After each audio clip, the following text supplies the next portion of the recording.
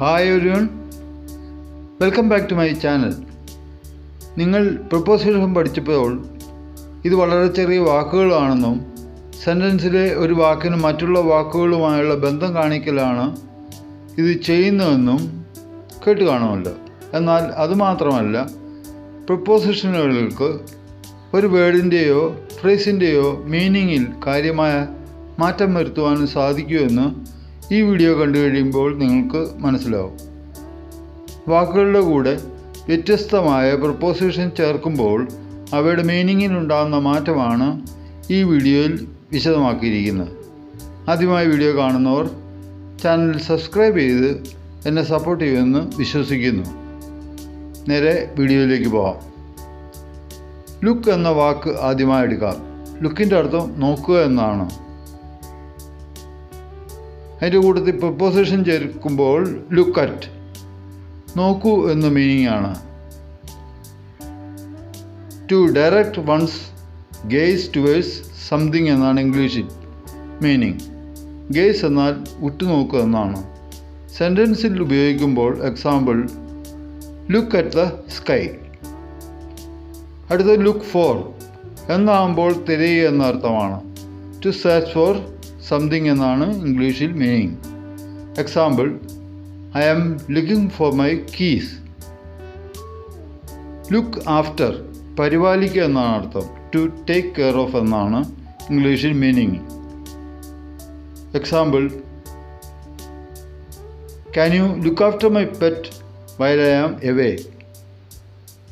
അടുത്ത വാക്ക് റണ്ണാണ്. അതെങ്ങനെയെന്ന് നോക്കാം. Run in to, അപ്രതീക്ഷിതമായി ഒരാളെ കണ്ടുമുട്ടുക എന്നാണ് അർത്ഥം. ടു എൻകൗണ്ടർ സമ്മൺ അൺഎക്സ്പെക്റ്റഡ്ലി എന്നാണ് ഇംഗ്ലീഷിൽ meaning. Example, I ran into an old friend yesterday. Run out of, തീർന്നു എന്നാണ് ഇതിൻ്റെ അർത്ഥം. ഫിനിഷ് സപ്ലൈ ഓഫ് സംതിങ് എന്നാണ് ഇംഗ്ലീഷിൽ meaning. We ran out of milk. അടുത്ത വാക്കാണ് ബ്രേക്ക്. അതിൻ്റെ കൂടെ ഒരു പ്രിപ്പോസിഷൻ ചേരുമ്പോൾ വാക്ക് എങ്ങനെ ഉണ്ടാകുന്നു എന്ന് നോക്കാം. ബ്രേക്ക് ഇൻ ടു, തകർത്ത് കയറുക എന്നാണ് ഇതിൻ്റെ അർത്ഥം. To enter forcibly. Example, someone tried to break into the house. Break down, വാഹനങ്ങൾ പ്രവർത്തനരഹിതമാകുക. അതിൻ്റെ മറ്റൊരർത്ഥം വികാരാധീനനാകുക എന്നാണ്. എന്നിങ്ങനെ രണ്ട് അർത്ഥമാണുള്ളത്. ടു സ്റ്റോപ്പ് ഫങ്ഷനിങ് ഒരു ഇംഗ്ലീഷിൽ ഒരർത്ഥവും ടു ബിക്കം വെരി ഇമോഷണൽ എന്ന് മറ്റൊരർത്ഥവുമാണ്. Example, my car broke down.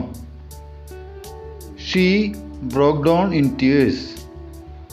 ഉദാഹരണങ്ങൾ കൂടി മനസ്സിലായി കാണുമല്ലോ. പ്രിപ്പോസിഷനുകളിൽ ചേർക്കുമ്പോൾ എത്രമാത്രം അർത്ഥവ്യത്യാസം ഉണ്ടാകുന്നുവെന്ന്. ഇപ്രകാരമുള്ള വേറെയും വാക്കുകൾ ഉണ്ട്. ഉദാഹരണങ്ങളായി നോക്കിയ വാക്കുകൾക്കും വേറെ അർത്ഥങ്ങളും ഉണ്ട്.